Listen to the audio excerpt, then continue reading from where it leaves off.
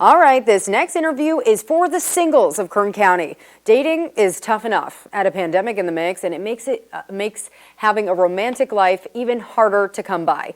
I'm joined now by marriage and family therapist Keandra Jackson to talk about safe ways to still meet that special someone. Thanks so much for coming back on the show, Keandra. Absolutely. Always a pleasure to be here. That's good to see you. So dating is already so challenging. So how do you recommend single ladies and gents date in this more than ever virtual world?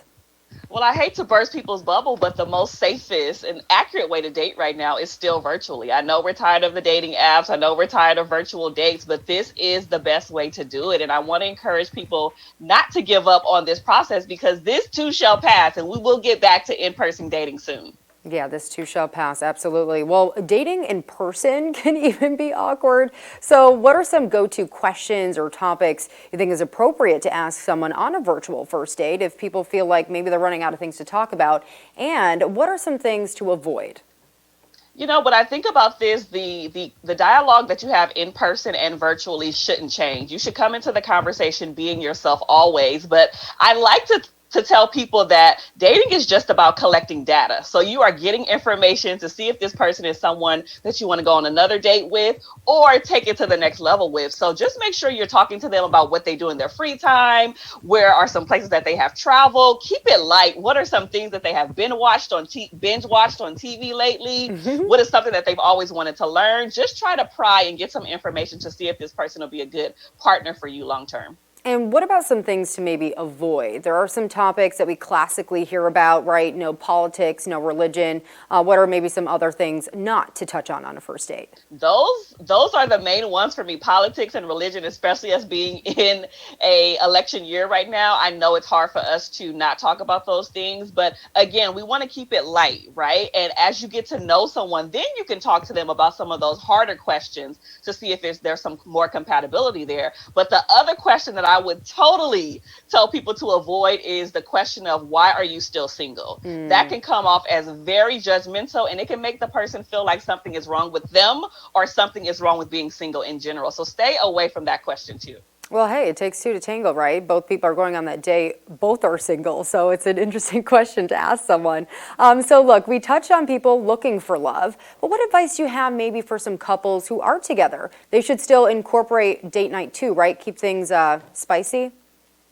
Absolutely. I always say make sure that you're having regular dates. I want to encourage people too is that dating is a mindset, right? You don't have to go places or buy someone something to continue to date them. So the same energy that you had with your partner when you guys first met and you were in that honeymoon stage, sending texts and kissy emojis and hanging out and doing all of those things, you want to keep that same energy when you are in a relationship, whether it is something that you've been in long term or if it's more of a newer relationship. Keep the same energy up so you can keep making sure that you're in a healthy relationship long term. You know, Keandra, we have some extra time here.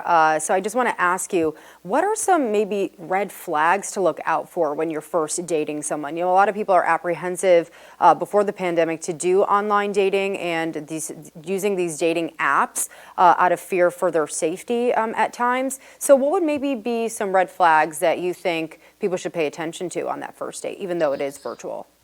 Yeah, even though it is virtual, you want to just make sure that that person has the qualities that you are looking for in a mate, right? So some red flags to avoid is if their communication is lacking, right? Even virtually, we do have to communicate. And so if you're noticing those red flags there, then they're probably not a good communicator in person. You also want to think about some of the things of like why their relationships ended previously.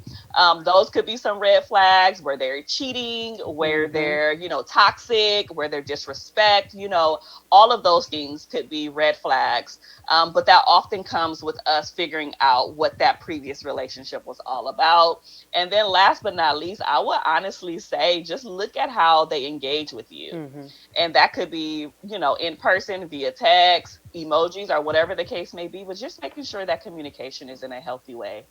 Yeah, I've always been told, look at how they treat people close to them, and that will give you an indicator of how they might treat you. And lastly, Keandra, I just want to put this in here. If folks want to get in touch with you for your guidance or maybe your therapy services, how can they do that?